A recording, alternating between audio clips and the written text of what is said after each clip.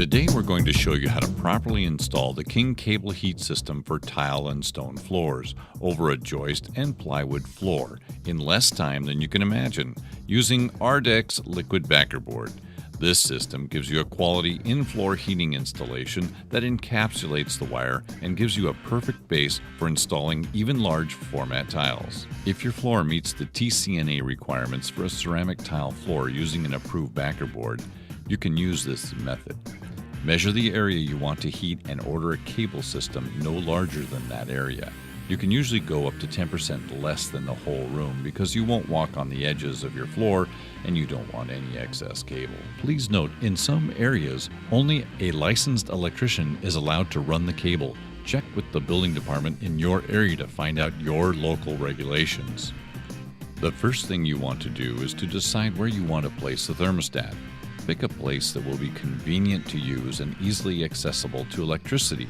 It is best to stay on an inside wall, away from any windows. We will need a dedicated circuit for the heat. Smaller cable kits are usually 120 volt and cover up to 100 square feet.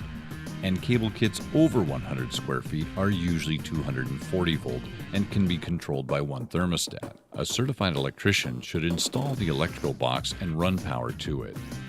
At the floor, we will need 2 holes in the sill plate, one for the sensor and one for the heating cable. If the walls are open, you drill a 3/4 inch vertical hole 1.5 inches deep and then a 3/4 inch horizontal hole into that hole. Keep the holes 4 inches apart. If the wires are placed too close, the sensor will not perform properly. Clear the holes of debris and install the nail plates over each hole so the sheet rockers leave them accessible.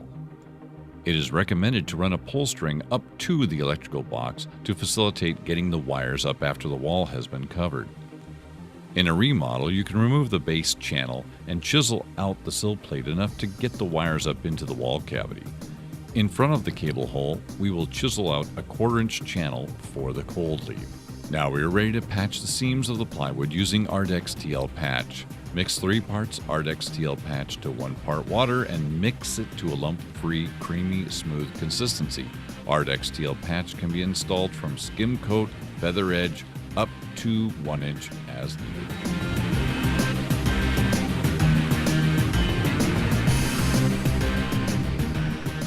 We want to seal off cracks between the wall and the floor so the leveler doesn't run into these open spaces.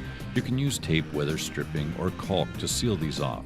We will also dam up the heat vent and the doorway to keep the material from running into these areas. We'll prime the floor with ARDEX P51 primer to make sure the liquid backer board bonds properly. The primer is used full strength and applied with a soft bristled push broom. You don't want to use a paint roller, mops, or spray equipment with P51. You just work the primer in with an overlapping motion, making sure you don't leave any bare spots or puddles. Now we're ready to put down the cable. The King installation manual covers how to measure and select the proper kit. Make sure you've looked at that before you get to where we are today. We've already determined that we want the thermostat conveniently located by the vanity.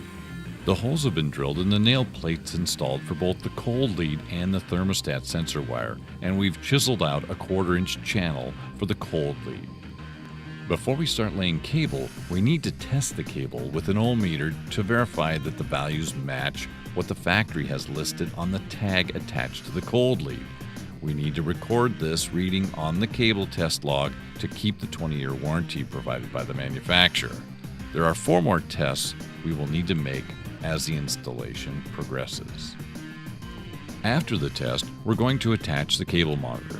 The monitor will sound an alarm if we were to damage the cable during the installation process. Now that the monitor is hooked up, we can start laying the fast strap cable strapping. We want to run our cable in the most efficient way possible and allow for adjustments when we get to the end. The room is pretty square, but we can get more long runs of wire in this direction, so that's the direction we will go. The straps can be stapled, screwed, or nailed down on a plywood floor. We've cut 6-inch pieces to work around the angles. The straps are notched with equal marks and can easily be cut with tin snips. I've left a 6-inch space on the main wall. This is an area where no one will walk, so we don't need heat here. At the same time, we can bring cable back to this area if we have some cable left over at the very end. We can hot glue or tape the cold lead to the floor where it comes out of the wall and then start lacing the cable in the fast strapping.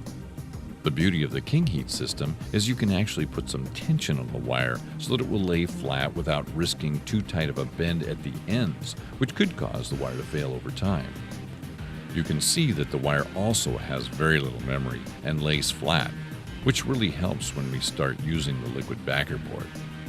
If the end strap spacing is over 4 feet apart, you should use the intermediate straps supplied with the kit to ensure that the cable does lay flat. You do need to use all of the wire in the floor, maintaining space between the wire and without ever crossing wires. That's why we left the 6-inch space next to the wall. We can bring extra wire back here if we need to. All of the wire needs to be encased in the liquid backer board. Now that the wire is placed, we can bring out the floor heat sensor that controls the thermostat. I've actually allowed for 2 sensors as a safety measure. If one sensor ever fails, we have a backup in place and won't have to remove the tiles for a repair. You can see that the sensor comes out 12 inches into the heated space, as suggested in the manual. With the cable secured and the sensors in place, it's time to do our second cable test and record it in the test log before we embed everything in the liquid backer board. Now we are going to mix and apply the ARDEX liquid backer board. Liquid backer board sets up fast, so we want to get it mixed and spread as quickly as possible. I'll put my rubber cleated athletic shoes on now, so I'm ready to pour when we get it mixed. Rubber cleated shoes will keep me up out of the mix while we spread the material, so I don't leave any permanent marks. The amount of water is critical. ARDEX makes getting this right easy. You use 1 bag of the material and fill the special bucket until water runs out the side. This is the perfect mix and the only way liquid backer board should be mixed. The water needs to go in first and then the liquid backer board. Then mix thoroughly to a lump-free consistency. This will take about 2 to 3 minutes, and don't add any more water as you mix. Now that the material is mixed, we will pour it out and spread it. We want to completely cover the cable with the liquid backer board.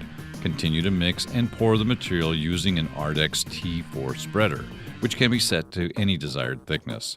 Typically, you want the liquid backer board to be between 1/4 and 1/2 inch thick, although liquid backer board can be poured as thick as 1.25 inches. Pull and place the material over the entire area, working from the closed end of the room to the doorway. Use the T5 spreader to work back and forth across the material with the head gliding across the top of the surface. Not only is this much easier than using backer board and thin set, when we are finished, we have a flat, strong surface that is perfect for setting tile, and we can start setting tile in just 6 hours. Once all of the material is placed, it's time for the third cable test. Record the values in the test log before setting tiles. After the tile is set and grouted, do the final cable test to be sure everything is working. The homeowner or contractor should keep this log in the unlikely event a warranty claim needs to be filed. Finally, a qualified electrician should make the final electrical connections. It's better to wait 7 days before the heat is turned on. Heating up the mat before 7 days can cause cement products to dry too fast and will prevent it from curing to its optimum hardness.